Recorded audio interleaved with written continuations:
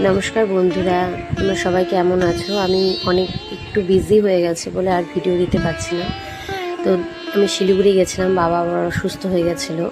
তো ওই নানান বাড়িতে অনেক কিছু প্রবলেম চলছে বলেই তো আর ভিডিও দিতে পারছি না। তো শিলিগুড়ি গেছিলাম বাবাকে ডাক্তার দেখাতে। তো বাবার মন্দির যেখানে সেখানে চেষ্টা করি যাওয়ার। শিলিগুড়ি বাবার মন্দির দাগাপুর লোকনাথ মন্দির, তো এটা শিলিগুড়ি দার্জিলিং রোডে রয়েছে। তো অনেক দিন পর গেলাম বাবার মন্দির। তো সময় ছিল বলতে রুমকির ওখানে এক্সাম চলছিল, তো পাশেই বাবার মন্দিরের পাশে, তো তাই বাবার ওখানে বসলাম। তো সন্ধ্যা আরতির জন্য সন্ধ্যাবেলাতেই গিয়েছিলাম। তো মাঝে মারও চোখ অপারেশন আছে এই পরের সপ্তাহে। তো নানানভাবে বাবার মা দুজনেরই শরীর ভালো না বলে আমি ভিডিওগুলো আনতে পারছি না, কিছুই করতে আর ইচ্ছে করছে না, নানানভাবে ব্যস্ত রয়েছে। তো দেখো এই যে বাবার মন্দির, এটা দাগাপুর মন্দির। একটা সময় এইখানে যে মন্দির প্রতিষ্ঠিত করেছে ছানা দাদু, আমাদের মন্দিরেও আসতো। এখান থেকে অনেক লোকজন একসাথে আমাদের পুজোর সময় একতা হতো সকলে, তো আমরাও যেতাম। তো এই সন্ধ্যা আরতি হচ্ছিল, তো বসেছিলাম। তো ডাক্তার দেখিয়ে ডাক্তার আবার অপারেশনের কথা বলেছে। তো বাবার ব্লিডিং হচ্ছে, তো সেটার জন্য মনটাও ভালো ছিল না। তো বললাম যে কোথাও তো ঘুরতে যাওয়া হয় না, তো ওটা হসপিটাল থেকে এসে নিয়ে তো এই বাবার মন্দিরেই বসেছিলাম। তো মনটাও ভালো লাগছিল না ডাক্তার দেখিয়ে। তো এবার প্রচুর টাইম লেগে গেছে ডাক্তারের কাছে, 3 দিন লেগে গেছে। তো ভালো লাগছিল না বলে বাবার মন্দিরেই বসেছিলাম। তো সন্ধ্যাবেলাতে এসে তো এই সন্ধ্যা আরতি হচ্ছিল, প্রসাদ খেলাম। সারাদিন খাওয়া দাওয়া হয়নি, সারাদিন হসপিটালে এত ব্যস্ত ছিল, কিছুই খাওয়া হয়নি। সন্ধ্যা আরতির পর বাবার যে অন্নভোগ বাল্যভোগ, আর এখানে গেলে যেহেতু আমাদের মন্দির আছে, একটা সম্পর্ক, এত ভালোবাসার সম্পর্ক সবার সাথে হয়ে গেছে। তো ওখানকার মানুষ ভীষণই আন্তরিকতা করে, আমাদের এখান থেকে তারা পায় আমাদের মন্দিরে এলে। তো একটা কাকিমা রয়েছে ছানা দাদু, তো ওনাদের সাথে দেখা হয়নি। মাঝে মার চোখ অপারেশনের জন্য আবার যাব মন্দিরে, তখন হয়তো দেখা হবে। তো দেখো আরতিটা হচ্ছে, বেশি কথা বলবো না।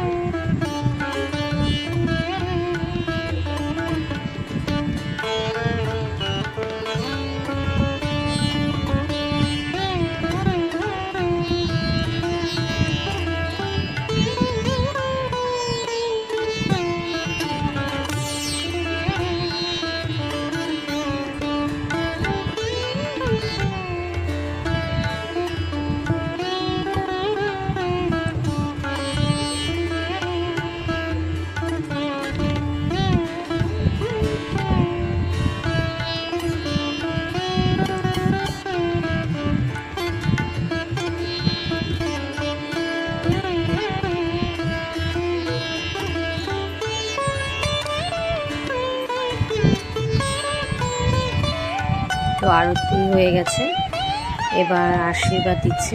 তো কখনো মন টন শান্তি না লাগলে বাবার কাছে আমি বসে থাকি। তো এই বসেছিলাম। তো কখনো যদি শিলিগুড়ি যাও এই মন্দিরটা ঘুরবে, অবশ্যই যাবে। তো ভালো লাগবে মন্দিরটা। আর বাবা তো অন্তর্যামী, সবসময় তোমাদের বলে রাখি।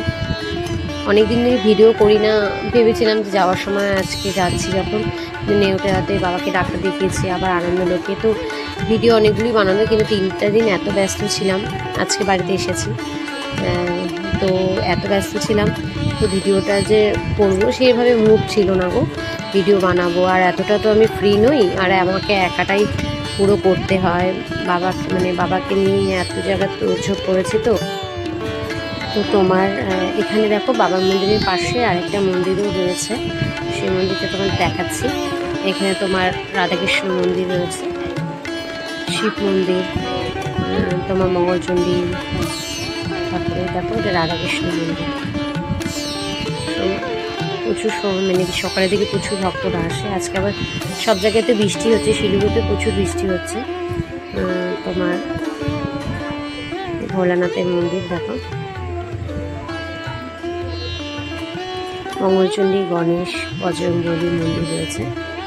দেখবে কখনো মন খারাপ হলে বা আনন্দে তো বাবাকে ঠাকুরকে আমরা সবসময় ভুলেই যাই, ডাকলেও কষ্টের সময়টা মনে হয় যে যেন ঠাকুর কাছে আসলে শান্তি লাগে। যত তুমি সাপোর্ট থাকে তোমার টাকা পয়সা, দেখবে মানসিক শান্তিটা ঠাকুর কাছেই পাওয়া যায় সব থেকে বেশি।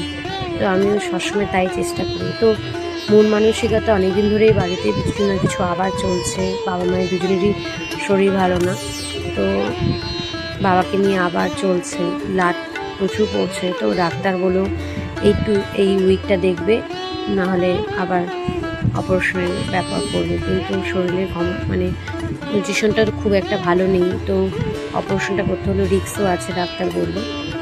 তো এটাই আর কি, বাবার কাছে আসা।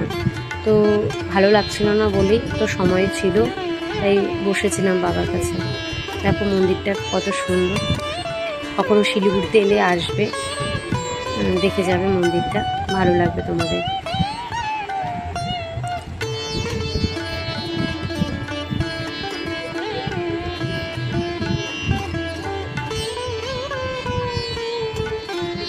এই যে এটা বাইরেটা, এখানে মোমবাতি সবাই ধরিয়েছে, খুব ভালো লাগে। পদ্ম ফুলের উপরে, জানো তো, পদ্ম ফুলের পাপড়ির উপরে মন্দিরটা, অনেক বড় মন্দিরটা। আগে একটা ছোট্ট মন্দির থেকে ছানা দাদু প্রতিষ্ঠিত করেছে এখানে। তো মন্দিরটা খুব সুন্দর লাগে, সন্ধ্যাবেলায় একরকম লাগে, সকালবেলায় জানো তো পেছনে পাহাড়, দার্জিলিং খুব কাছাকাছি এখান থেকে, ওয়েদার ভালো থাকলে একদম পাহাড়টা পরিষ্কার বোঝা যায়।